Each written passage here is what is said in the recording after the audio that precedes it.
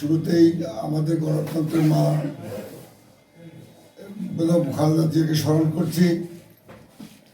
বেগম খালেদা জিয়া এই গণতন্ত্রকে রক্ষা করার জন্য, মানুষের ভোটাধিকার প্রতিষ্ঠা করার জন্য কারাগারে ছিলেন এবং আজকে সে মুক্তি হয়েছে, তার দল ক্ষমতায় এসেছে, কিন্তু আমাদের দুঃখ তিনি দেখতে পেলেন না।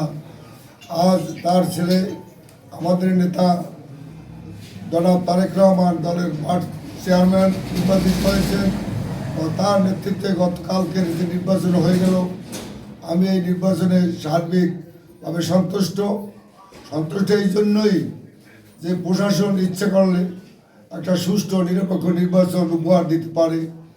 সেইটা কালকে সারা বাংলাদেশে একটা মানুষ আক্রান্ত হয়নি একটা ভোট সেন্টারে। এটা আমাদের বাংলাদেশের জন্য একটা গৌরবপূর্ণ দৃষ্টান্ত হয়ে থাকলো। এখন সে এমপি হয়েছে, আল্লাহ পাক তাকে মন্ত্রী বানাক। আমার উজিরপুর বানুরপাড়া জনগণের পক্ষ থেকে আমাদের দাবি থাকবে, আমাদের দলের চেয়ারম্যান তারেক রহমানের প্রতি যেন আমরা মন্ত্রী থেকে বঞ্চিত না হই।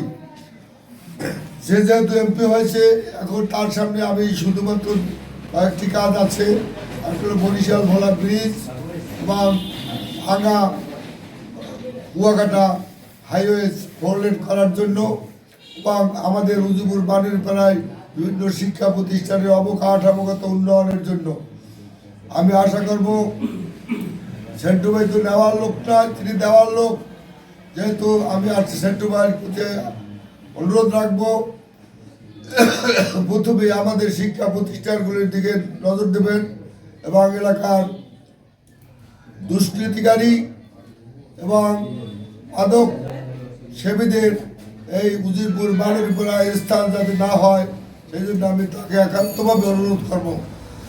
এই সেন্টু ভাইকে, এই হিন্দু সম্প্রদায়ের আমার শ্রদ্ধাভাজন, স্নেহভাজন ভাই বোন মা ইত্যাদি সকলকে আমি সেন্টু ভাইয়ের পক্ষ থেকে শুভেচ্ছা অভিনন্দন জানাচ্ছি এবং পৌর বিএনপির পক্ষ থেকে আমি সকলকে শুভেচ্ছা ও অভিনন্দন জানাচ্ছি।